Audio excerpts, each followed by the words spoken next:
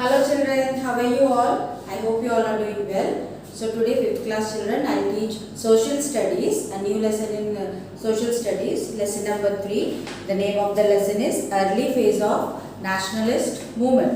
So in the previous lesson we had learned that how the Britishers they entered in India and how slowly they captured whole of the India and they took control of India and made the Indians to suffer.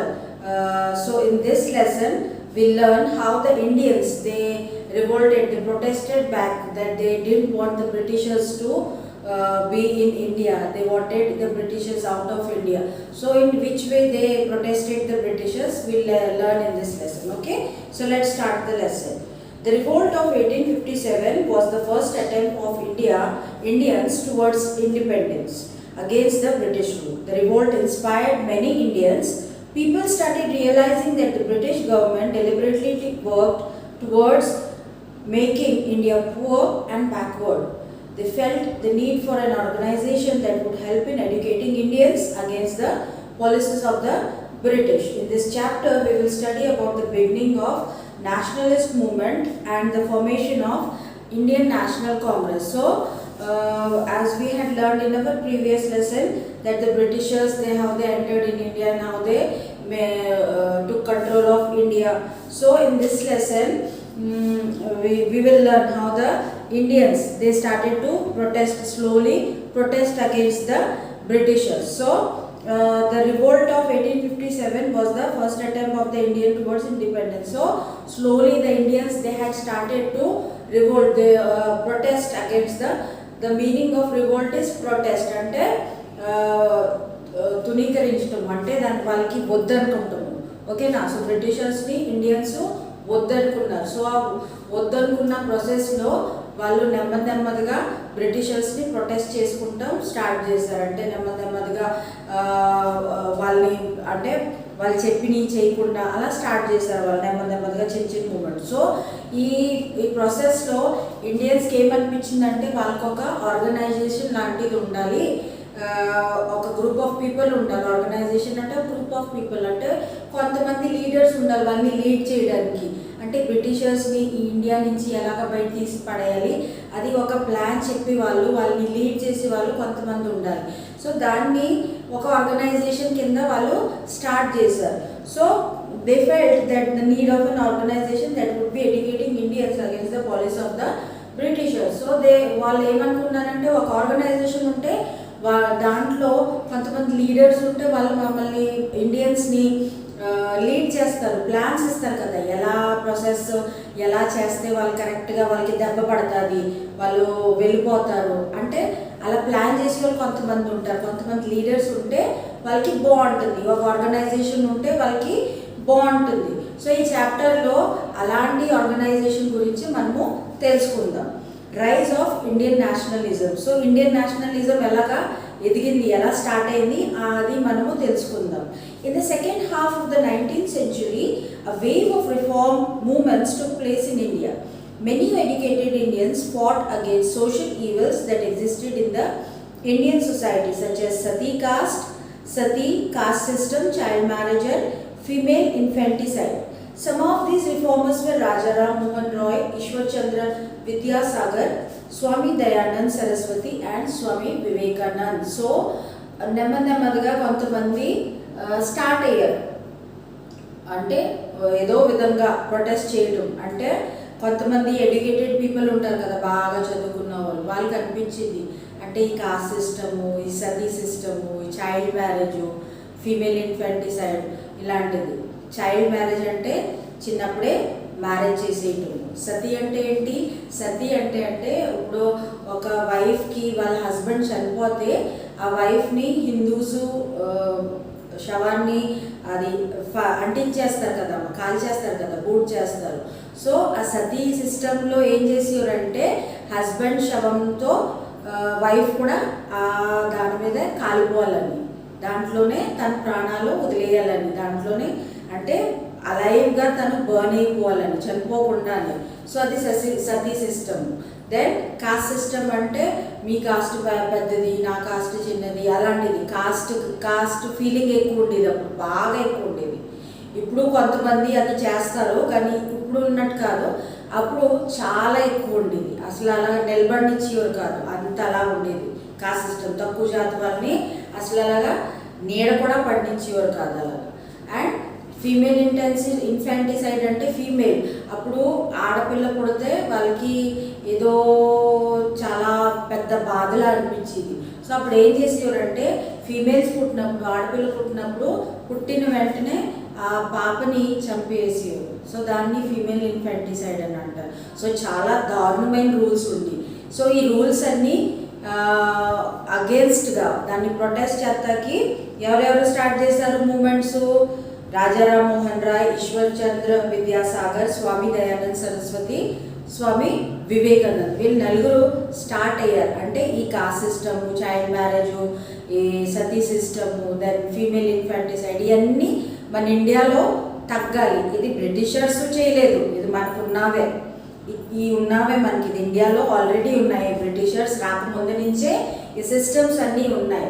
So ఇవన్నీ తగ్గాలని వీళ్ళు నలుగురు start చేశారు ఒక movement. So Rajaram Mohan Roy fought against the evil of Sati. He established the Brahmo Samaj that worked to put an end to this cruel ritual and superstition. So Rajaram Mohan Roy ఏం చేశారంటే ఆయన సతీ సిస్టమ్కి బాగా ప్రొటెస్ట్ చేశారు. ఆ సిస్టమ్ అన్నది చాలా దారుణమైన, అంటే చాలా ఈవిల్. అది ఏంటి, ఒక చనిపోయిన మనిషితో పాటు ఒక బ్రతుకున్న మనిషి కాలిపోవాలంటే అది మాటలమ్మా కాదు కదా, చాలా తప్పు అది. సో అది చాలా తప్పు, అది కరెక్ట్ కాదని రాజారాం మోహన్ రాయ్ చాలా చెప్పారు. అండ్ ఆయన బాగా ట్రై చేశారు ఈ సిస్టమ్ని ఎండ్ చేయడానికి. And is considered the father of modern India. So ఆయన్ని మోడర్న్ ఇండియాకి ఫాదర్ అని కన్సిడర్ చేస్తారు ఆయన్ని. And Dayanand Saraswati founded the Arya Samaj. So Dayanand Saraswati ఆయన ఆర్య సమాజ్ ఫౌండ్ చేశారు. ఎప్పుడు in 1875 to fight against child marriage. So Dayanand Saraswati Brahmo Samaj అన్నది కనిపెట్టారు, ఆర్య సమాజ్ అన్నది కనిపెట్టారు. ఆయన చైల్డ్ మ్యారేజ్ అన్న దానికి చాలా ప్రొటెస్ట్ చేశారు, దాన్ని ఆపాలని చాలా ప్రొటెస్ట్ చేశారు.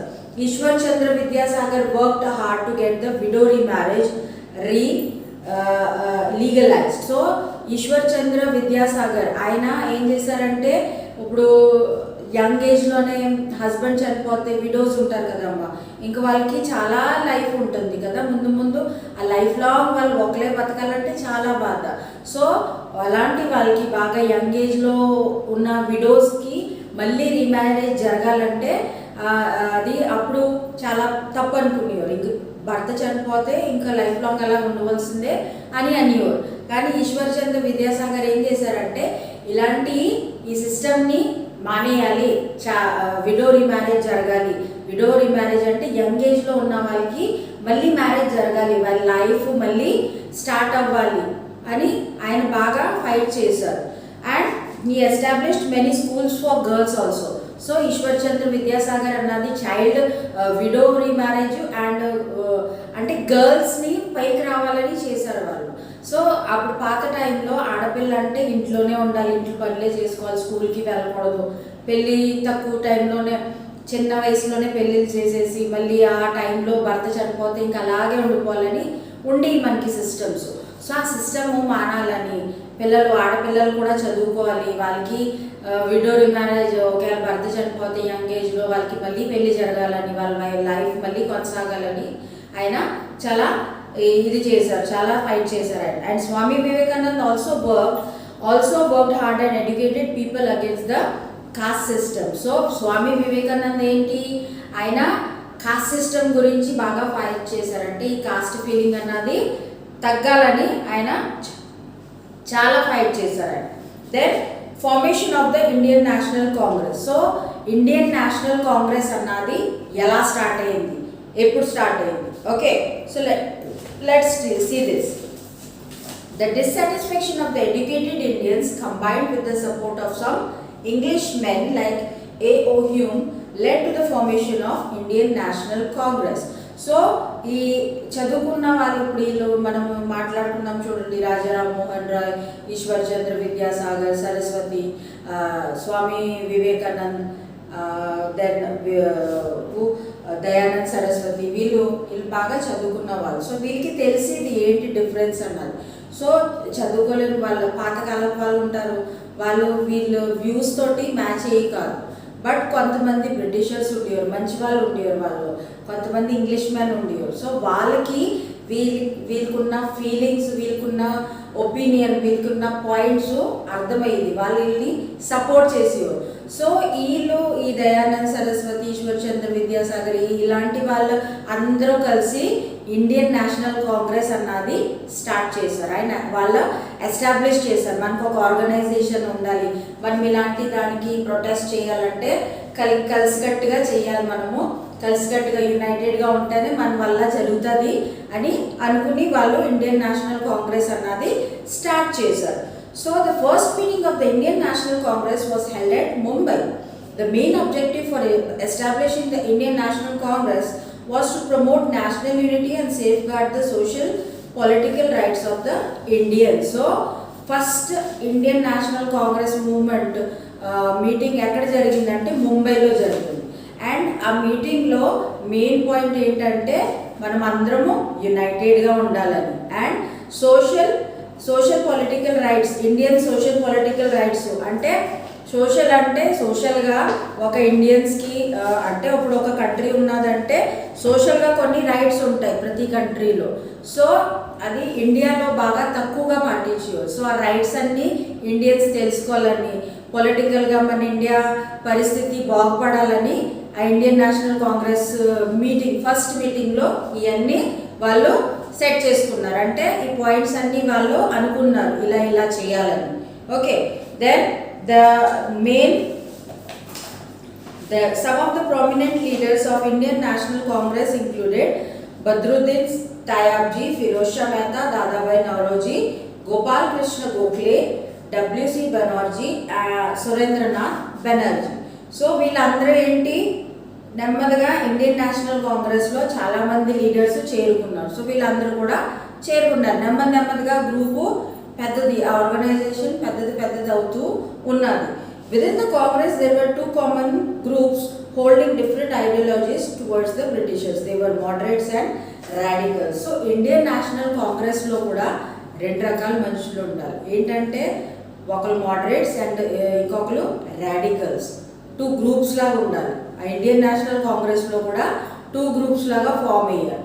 సో ఈ మోడరేట్స్ ఎవరు, రాడికల్స్ ఎవరు మనం తెలుసుకుందాం. During the early phase, leaders of the Congress believed in gradual reforms. They demanded the British to formulate such policies that were beneficial to Indians. They had faith in the British sense of justice. They believed that gradually the situation of the Indians would change. These leaders were known as moderates. So moderates అన్న వాళ్ళు ఎవరంటే వాళ్ళు నెమ్మదిగా మారుతుంది పరిస్థితి అని అనుకునేవారు. వాళ్ళు నెమ్మదిగా అంటే మనము మంచిగా చెప్పుకుంటే బ్రిటిషర్స్ వింటారు కదా, లేదు చెయ్యాలి, కుదరదు అని చెప్తే ఎవరు చేస్తారు? ఈ రోజుల్లో ఎవరు చేయరు యాక్చువల్గా అనుకుంటే కనుక. అప్పుడు కూడా అలాగే ఉండాలి, ఇప్పుడు కూడా అంతే అమ్మ. ఏ పనైనా మనము మంచిగా చెప్పి చేయించుకుంటేనే బెటర్. అది ఊరికే కోపపడిపోయి చెయ్యాలి, లేదు కుదరదు అంటే ఎవరికైనా కోపం వస్తుంది తిరిగి. సో మన పని జరగదు. సో దట్స్ వై మనం ఏం చేయాలంటే మంచితనంతో ఏది పనైనా చేయించుకోవాలి. సో అలాగే మోడరేట్స్ అన్న గ్రూప్ వాళ్ళు ఏమనేవారంటే మనం బ్రిటిషర్స్కి మంచిగా చెప్పుకుంటే వాళ్ళు కొంచెం అర్థం చేసుకుని పనులు చేస్తారు కదా. సో మనం బ్రిటిషర్స్కి మన ఇండియన్స్కి కొన్ని పాలసీస్, కొన్ని పనులు ఎలా ఉండాలంటే the Britishers to formulate such policies that were beneficials to Indians also. అంటే వాళ్ళు పాలసీస్ ఎలా ఉండాలంటే మన ఇండియన్స్కి కూడా కొంచెం దాని నుండి ప్రాఫిట్ జరగాలని, అంటే కొంచెం బెనిఫిషియల్గా ఉండాలని, అది మనం మంచి చెప్పుకుని చేసుకుంటేనే మంచిది అని అనుకునేది మోడరేట్ గ్రూప్స్ వాళ్ళు. అండ్ రాడికల్స్ అన్న వాళ్ళు ఏంటంటే, అంటే మోడరేట్ గ్రూప్ వాళ్ళు ఏమనుకునేవారంటే నెమ్మదిగా పరిస్థితి మారుతుంది, కంగారేంటి జరుగుతుంది, మనం చేయించుకోవచ్చు నెమ్మదిగా అని అనుకునేవారు. బట్ రాడికల్స్ అంటే many Indian radicals did not believe in the methods of moderated. They were known as radicals. The radicals wanted to strike and boycott the Indian British government. The important radical leaders included Bal Gangadhar Tilak, Bipin Chandra Pal, Lala Lajpat Rai. Together the three radical leaders were known as Lal, Bal, Pal. So radicals అనేది నేను ఎలా చెప్పాను, ఇప్పుడు కాపాడిపోయి లేదు కుదరదు చేయాలి అంతే అన్నట్టు ఉండేవారు. రాడికల్స్ అంటే ఇంకా బ్రిటిషర్స్ చెడ్డవాళ్ళు, ఇంకా వాళ్ళని బాయ్కాట్ చేసేయాలి. బాయ్కాట్ అంటే ఇప్పుడు క్లాస్లో మనం అనుకుంటాం కదా, ఈ పిల్లోడు మాట్లాడతాడు, ఈ పిల్లోడితో ఎవ్వరూ మాట్లాడకూడదు, బహిష్కరించేయాలి. బహిష్కరణ. బాయ్కాట్ అంటే ఏంటి? బహిష్కరణ. సో బ్రిటిషర్స్ని మనము బాయ్కాట్ చేసేయాలి, ఇంక వాళ్ళు ఏం పని చెప్పినా మనము చేయకూడదు. అది పూర్తిగా వాళ్ళని బాయ్కాట్ చేసేస్తే వాళ్ళే దారికి వస్తారు, ఎక్కడ పోతారు అని ఈ రాడికల్స్ అనుకునేవారు. అంటే నెమ్మదిగా జరగటం ఎందుకు, ఈ కంట్రీ మంది, మన కంట్రీ గురించి మనం వాళ్ళ దగ్గర మనం భయపడటం ఏంటి అన్నట్టు వాళ్ళు కొంచెము రెబెల్ టైప్లో ఉండేవారు. ఓకే, సో ఈ రాడికల్స్లో మెయిన్ ఎవరు? బాల్ గంగాధర్ తిలక్, బిపిన్ చంద్ర పాల్ అండ్ లాలా లజపత్ రాయ్. సో వాళ్ళ ముగ్గురిని లాల్, బాల్, పాల్ అని పిలిచేవారు. Bal, Lal and Paul.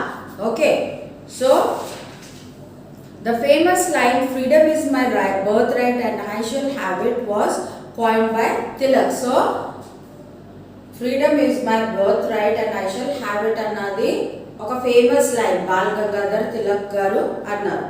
Then comes the partition of Bengal. So Bengal partition ఎలా జరిగింది? In order to weaken the national movement, the British government again adopted the policy of divide and rule and partitioned Bengal. It was announced in 1905 by Lord Curzon and the then Viceroy of India. So, a Indian national movement, Indian National Congress అన్నది form అయింది కదా. So ఆ మూమెంట్ని week చేయాలని ఈ lord Curzon ఎవరు? మనం previous లెసన్లో చదివాం కదా, ఫస్ట్ వైస్రాయ్ ఆఫ్ ఇండియా కదా, first viceroy of India. So ఇతను ఏం చేశాడంటే ఆ మూమెంట్ని వీకెన్ చేయాలని, దాన్ని చెడగొట్టాలని, ఆ నేషనల్ కాంగ్రెస్ని దాన్ని ఏం చేశారంటే వాళ్ళని బంధించారంటే వాళ్ళని డైవర్ట్ చేస్తారు. వాళ్ళ డైరెక్షన్ అంటే వాళ్ళ ఫ్రీడమ్ మూమెంట్ నుంచి కొంచెము వాళ్ళు డైవర్ట్ అవ్వాలని ఏం చేశారంటే బెంగాల్ని పార్టీషన్ చేసేసారు, రెండు పార్ట్లుగా డివైడ్ చేసేసారు. ఎలాగా?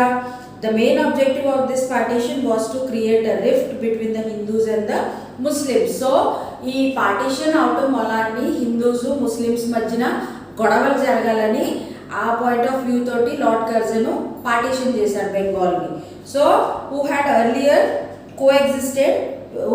Earlier coexisted peacefully. సో ఇదివరకు వాళ్ళు కలిసిమెలిసి ఉండేవారు, హిందూస్ అండ్ ముస్లిమ్స్ వాళ్ళు చక్కగా కలిసిమెలిసి ఉండేవారు. బట్ ఈ బెంగాల్ పార్టీషన్ అవటం వల్ల ఏమైందంటే గొడవలు స్టార్ట్ అయిపోయాయి వీళ్ళిద్దరి మధ్యన, హిందూస్ ముస్లిమ్స్ మధ్యన.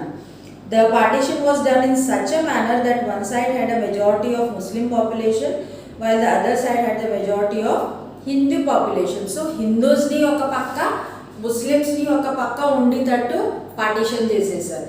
సో అందువల్ల ఏమైందంటే ఏదో విధంగా వాళ్ళ మధ్యన గొడవలు రావాలని లార్డ్ కర్జన్ బెంగాల్ని పార్టీషన్ చేసేసారు.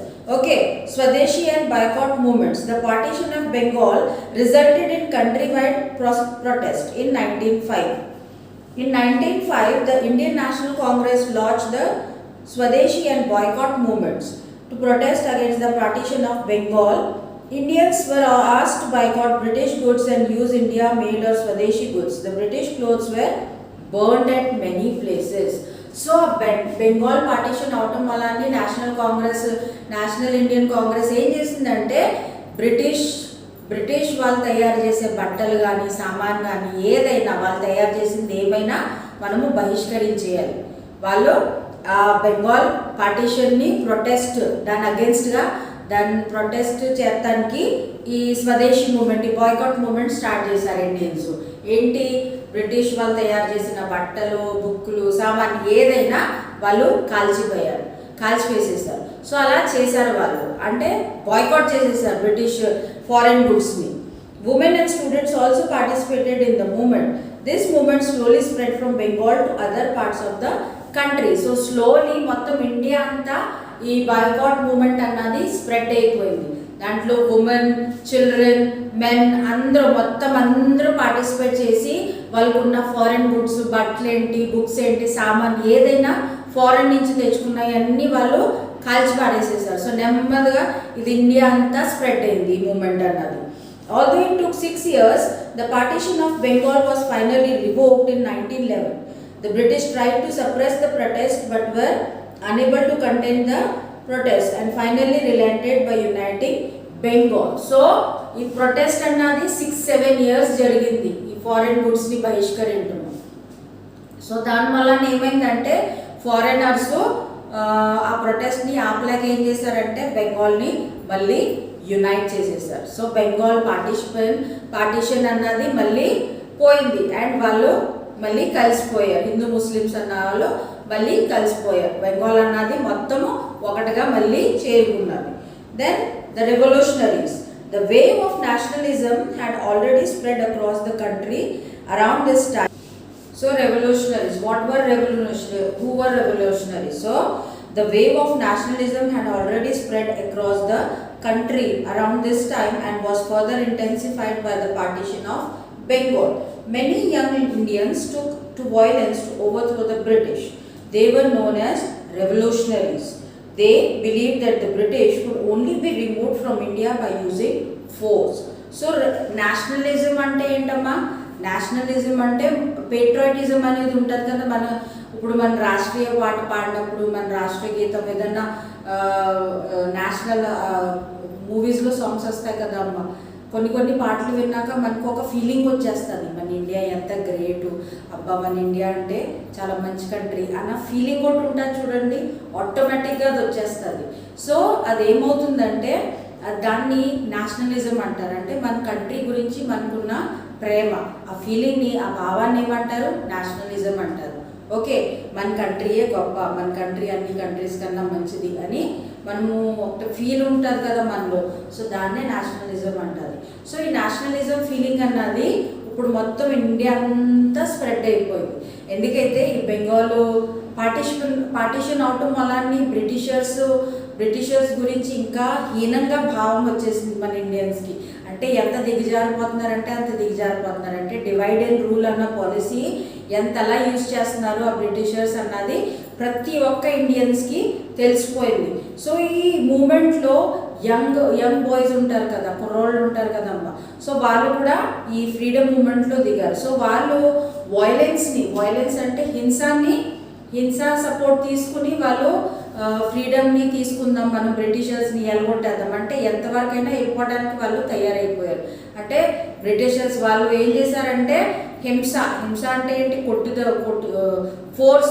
ఫోర్స్తో తీసుకుంటాం. ఏదైనా మనకి మంచితనంతో రాకపోతే మనము అది ఫోర్స్తో తీసుకుంటాం. సో బ్రిటిషర్స్ దగ్గర మంచితనం ఏంటా అని ఆ యంగ్ బాయ్స్ వాళ్ళ ఫోర్స్ తోటి మన ఇండియాని మన కంట్రీని వాళ్ళ చేతుల్లోంచి మనం లాగించుకోవాలి, దానికి ఏది చేయాలన్నా మనం వెనకపోము అని వాళ్ళు యంగ్ బాయ్స్ ఆ ఫ్రీడమ్ మూమెంట్లో వాళ్ళు ముందుకు వెళ్ళారు. సో ఈ మూమెంట్లో వాళ్ళు ఏం చేశారంటే చాలా మటుకి బ్రిటిషర్స్ని చంపేశారు కూడా వాళ్ళు. అండ్ అలా చేసినందుకు ఆ బ్రిటిష్ గవర్నమెంట్ ఏం చేసిందంటే వాళ్ళని అరెస్ట్ చేసింది, వాళ్ళకి ప్రిజన్లో పనిష్మెంట్ ఇచ్చింది. అండ్ కొంతమంది యంగ్ బాయ్స్కి అయితే డెత్ సెంటెన్స్ కూడా ఇచ్చేసింది, అంటే వాళ్ళకి ఉరిశిక్ష కూడా వేసేసారు. సో యంగ్ బాయ్స్ని రెవల్యూషనరీస్ అని అనేవారు. సో ఈ యంగ్ బాయ్స్ ఎవరెవరంటే అరబిందో ఘోష్, ఖుదీరామ్ బోస్, భగత్ సింగ్, చంద్రశేఖర్ ఆజాద్, రాజ్గురు, సుఖ్దేవ్ అండ్ ఉధమ్ సింగ్. సో వీళ్ళు కొంతమంది రెవల్యూషనరీస్. సో ఇంకా చాలామంది ఉన్నారు కానీ మెయిన్ వీళ్ళే లీడ్ చేసి రెవల్యూషనరీస్ని. So impact of first world war. So first world war అప్పుడు జరిగింది. సో దాని ఇంపాక్ట్ ఏంటి, దాని ప్రభావం ఎలా పడ్డది అది మనం చూద్దాం. The first world war broke out in 1914. So first world war first ప్రపంచ యుద్ధము 1914లో జరిగింది. Since India was still under British control, many Indian soldiers were sent to the war to fight on behalf of Britain. So అప్పటికి Britishers మన ఇండియాని పరిపాలిస్తున్నారు. So చాలా మట్టుకి Indians British ఆర్మీలోనే ఉన్నారు. So వాళ్ళు ఆ ఫస్ట్ వరల్డ్ వార్లో వాళ్ళు ఫైట్ చేస్తాకి వాళ్ళు కూడా వెళ్ళారు. So a lot of Indians lost their lives during the First World War. However, instead of being sympathetic towards Indian soldiers, the Britishers started levying heavy taxes on the Indians.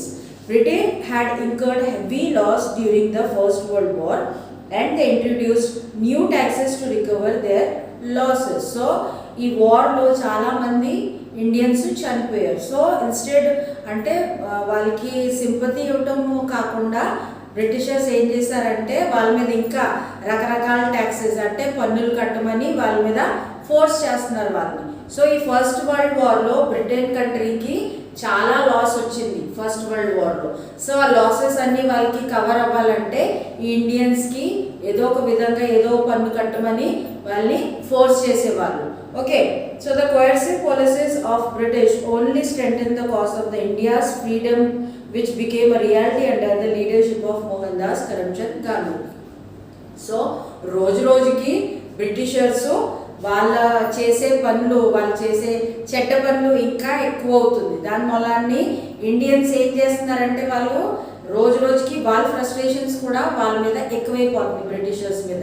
ఏంటి వీళ్ళు ఇంక వెళ్ళరా మన country వదిలిపెట్టి, ఏం చేస్తే ఎలా పోతారు, రెవల్యూషనరీస్ పక్కన, ఇంకా వీళ్ళు రాడికల్స్ పక్కన, మోడరేట్స్ పక్కన అంటే రకరకాలుగా ఇంక మొత్తం ఇండియా అంతా ఈ నేషనలిజం అన్నది బాగా ఎక్కువగా బాగా తీవ్రంగా పనిచేస్తుంది. అంటే ఎవరికి వాళ్ళు బ్రిటిషర్స్ని మన ఇండియా నుంచి వెలగొట్టేయాలని చూస్తున్నారు. సో ఇది నెమ్మదిగా ఏమైందంటే మోహన్ దాస్ కరమ్చంద్ గాంధీ, మనకు తెలుసు కదా ఆయన ఎవరు, మహాత్మా గాంధీ కదా బాబూజీ. సో ఆయన లీడర్షిప్లో మనకి ఫ్రీడమ్ అన్నది దొరికింది. సో ఈ లెసన్లో మనం ఏం తెలుసుకున్నామంటే నేషనలిజం అన్నది మన ఇండియాలో ఎలా ఎక్కువైనది అది తెలుసుకున్నాం మనం. ఓకేనా? So I hope that you understood this lesson. Read this lesson again, children, and you will understand it. Take help from your parents also. Thank you.